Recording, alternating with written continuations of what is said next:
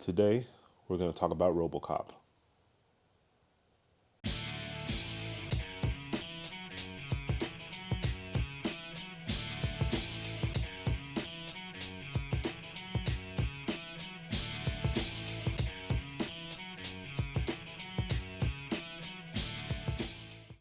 The first Robocop movie dropped when I was around 10 years old. By then, I was no stranger to sci-fi and horror.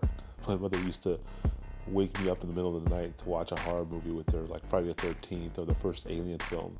And my dad put me on to exquisite cinema, like Arnold Schwarzenegger and Chuck Norris films. And let me tell you, Invasion USA,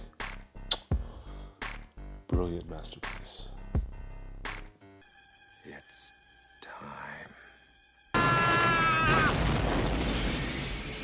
Now, despite seeing all those films, nothing, and I mean nothing, prepared me for Robocop. I mean, every scene in this film is memorable.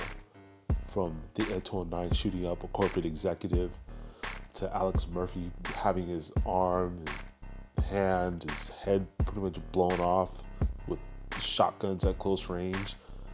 You have Clarence Bottiger being stabbed in the throat at the end of the film. The huge shootout at the cocaine factory. The Ed 209 being blown in half by a Cobra cannon. Just the list goes on. And it's an amazing film. If you guys haven't seen Robocop, please stop watching this video right now and go watch it. You'll be glad you did. Since watching Robocop, anything involving the cyborg cop, I was all in. From the cartoons to the toys, even the commercials for Kentucky Fried Chicken. Anytime I saw Robocop, I was just glued. One piece of Robocop that kept me coming back for more was the original Robocop arcade by Data East. This game is an amazing classic. You play as Alex Murphy in a simple side-scrolling shoot 'em up. Man, is it fun. You even got sounds lifted from the movie. It just really puts you into the game. The music from the original film, I mean, just your battle with the Ed 209, the van that has a mill and all the other goons. I mean, just, you can get a laser, a three-way shot, the Cobra cannon later in the game. You gotta fight Clarence Bottiger. You even gotta fight the corporate executive Dick Jones at the end of the game. I mean, just, it actually is a very, very faithful video game, and I have to tell you, it's a masterclass on how to do a movie video game tie-in right. When I heard that we're going to make a sequel for Robocop, needless to say, I was giddy with excitement. I was ecstatic. I just could not wait to see this film. And when the film dropped, at the time, it didn't disappoint. It had great memorable scenes as well, like the nuke drug bust to the battle with Robo Kane at the end, with that kid being shot up and then later on laying in a bed of money. That kid Hobb, man, nearly stole the show for me.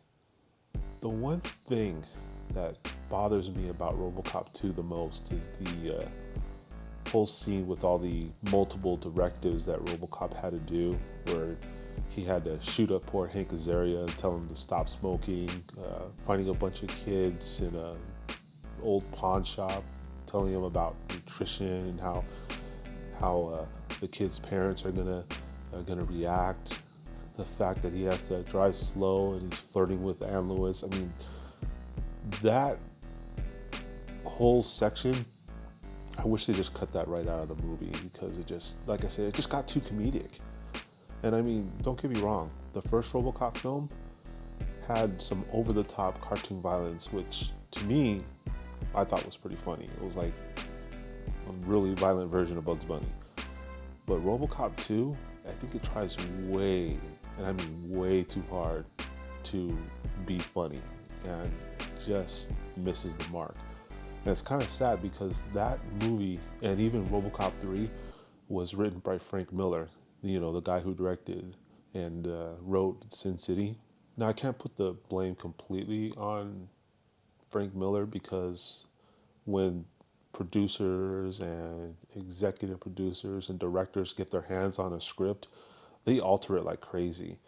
And they did a lot of stuff to Frank Miller's script. In fact, Frank Miller actually published his own version of what Robocop 2 and Robocop 3 were going to be. In fact, they were going to be one movie. It was just going to be one long film.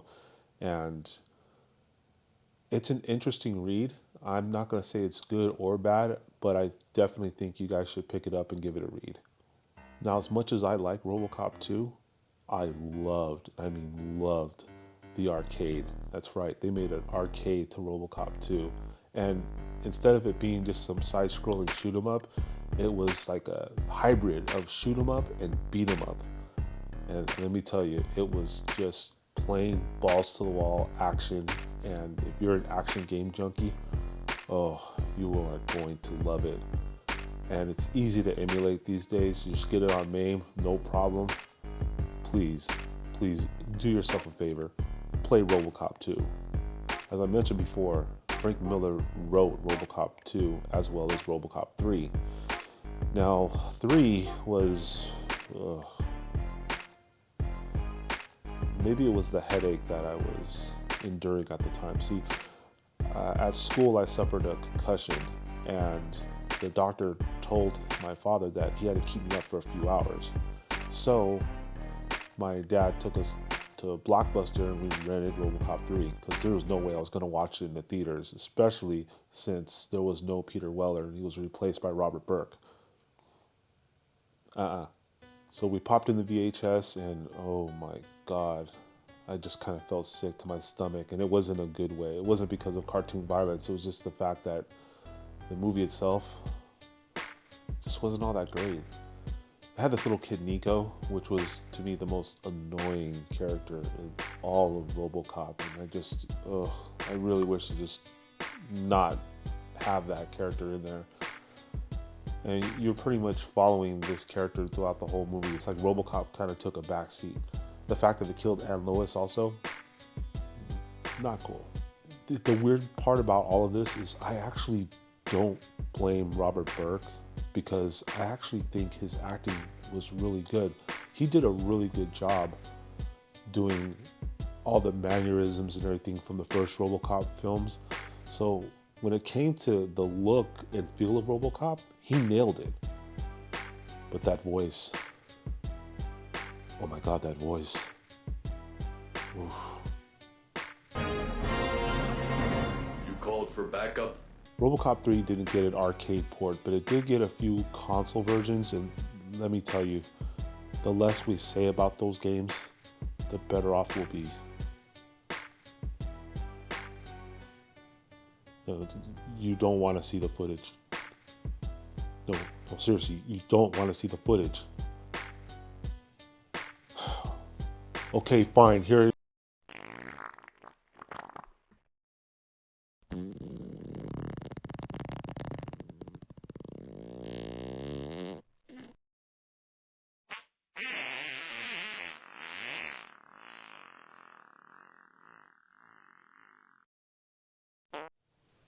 See, I told you so. According to my battery, I have like 1 minute left. How fast can I talk about Robocop versus Terminator?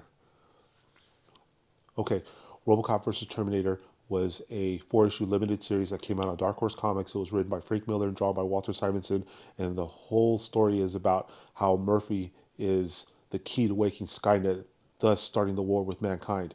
So when those graphic novels came out, the video game companies were like, oh, we got to make a game about this. So Virgin made 2 versions of it that came out on the Super Nintendo. One came out on the Sega Genesis. I think there was one on the NES, but that was scrapped. Recently, the Terminator and Robocop met up again for one awesome face-off in Mortal Kombat 11.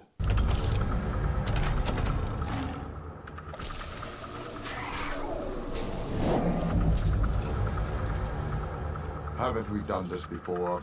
I have no record of a previous encounter. We have met. I am sure of it. I just got to make a shout out right now. Ed Boon, thank you. Thank you for making my dream come true and having Peter Weller voice Robocop and him acknowledging that Robocop and the Terminator had met. Okay, sign off time. I really thought that I was going to run out of battery, but for some reason it still says I got juice. I don't know how I have juice, but I guess my battery's still going.